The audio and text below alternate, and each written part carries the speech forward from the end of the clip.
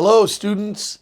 So after this lecture today, your next class will be a test, and then I will have also another lesson. So you kind of do a test and then have a lecture as well. And I'll go over the review at the end of this lecture. I really like this one. And you don't hear much about this. This is lecture number 11 called Blended Bliss.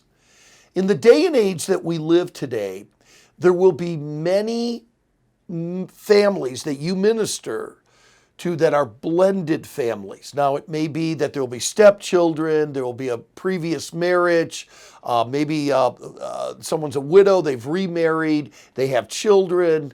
There will be a blended type of family.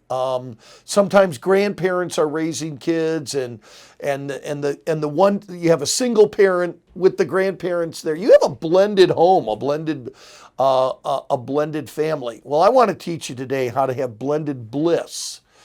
And I've never actually ever heard anyone speak or teach on this. My points are pretty elementary, but at least you have some material in this area. And I think it might be a help to you.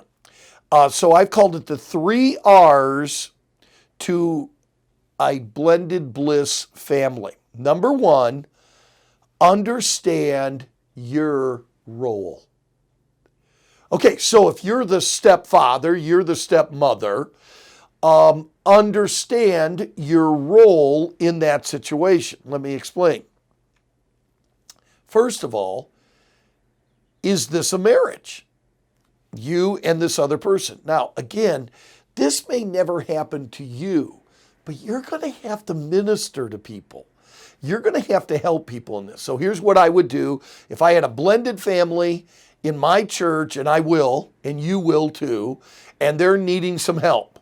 The first thing I would do would be to talk to both of them and understand their role. Okay, you're the stepfather. Okay, are you married to this woman? Well, yeah, of course we're married. All right.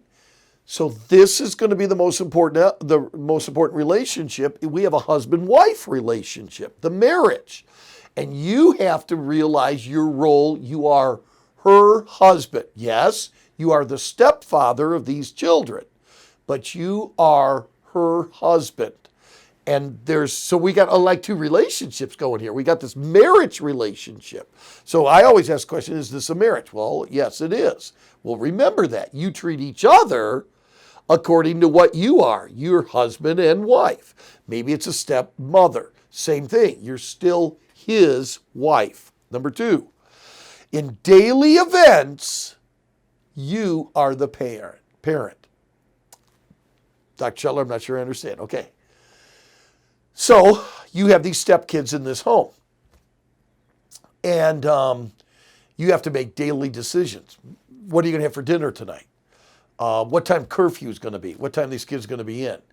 Are they going to be able to go to this activity or not? On those daily events, step-parent, you're their parent.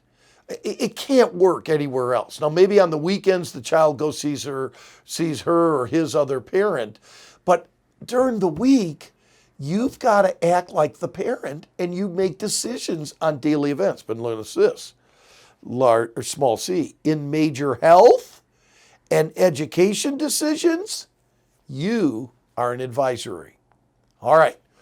So that step parent on daily, weekly stuff has got to be, in order for the family to run and be managed properly, you're the parent. But if it's a major decision, you now step back. This is where you got to know your role. You got to step back and you're more of an advisory panel or whatever. You're advising your spouse, hey, this is, you and your ex will have to determine this, but this is what I would recommend, or this is what we're willing to do, or whatever. Give advice by 4 questions. These are the things with the appeal. You guys may remember. Is this the right time? The right words, the right motive, and the right response. The same way that you would have appealed would be the way that you would give advice in those major areas. Number 2. Okay, so what are the 3 R's to a blended bliss family? Number 1, you got to understand your role. You're the husband, wife. Okay, that's your role there. But you're the step parent. That's your role there. So you got to understand your role. Number two, you got to watch your reactions. Whoa.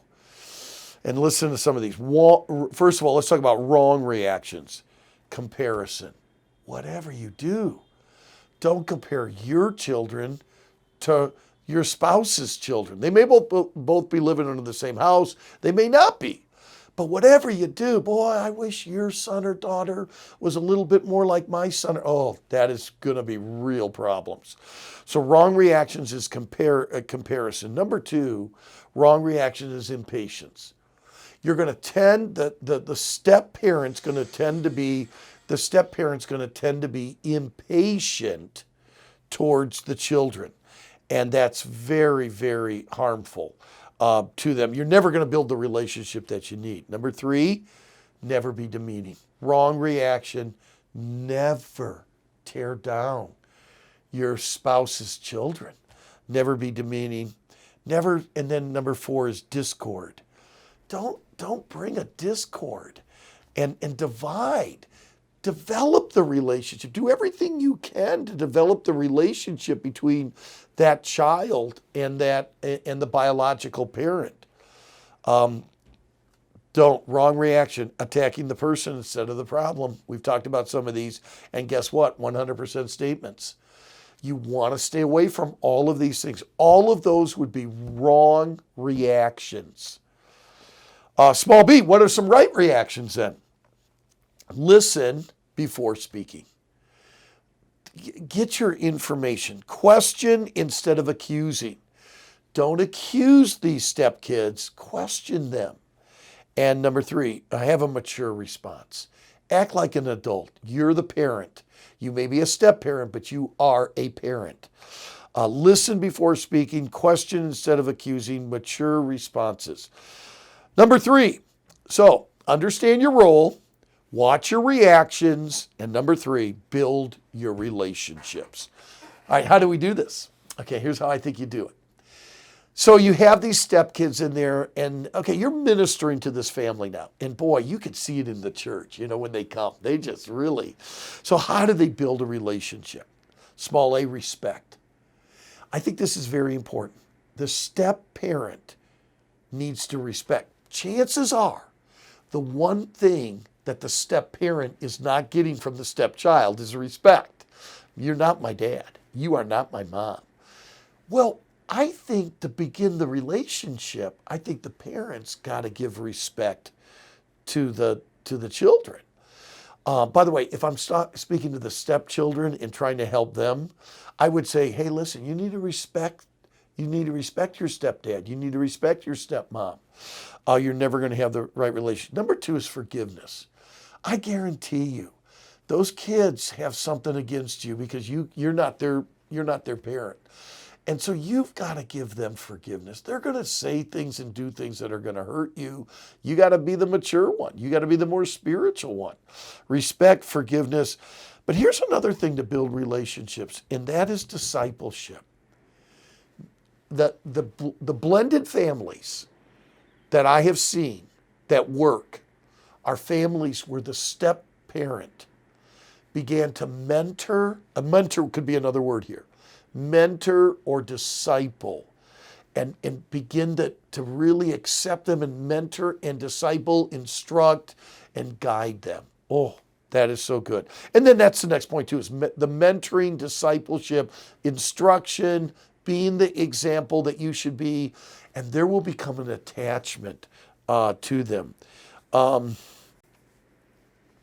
I think the other thing in the interaction between the siblings now, just treat them regularly. Treat them normal. Don't treat one different than the other, good or bad for that. That interaction should be a regular thing.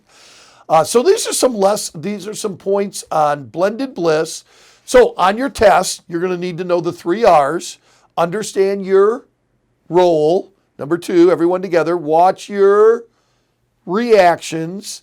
And number 3, everyone together, build your relationships. There will also be some true false on there, but you've got to know the 3 R's. And you better, on these Canvas tests, you got to get the exact word. Understand your role, watch your reactions, build your relationships. Then we talked about the 8 decisions that must be made. There will be a blank. You will have to fill in the blanks. So make sure they're all decisions. Decide to accept them for who they are, whatever.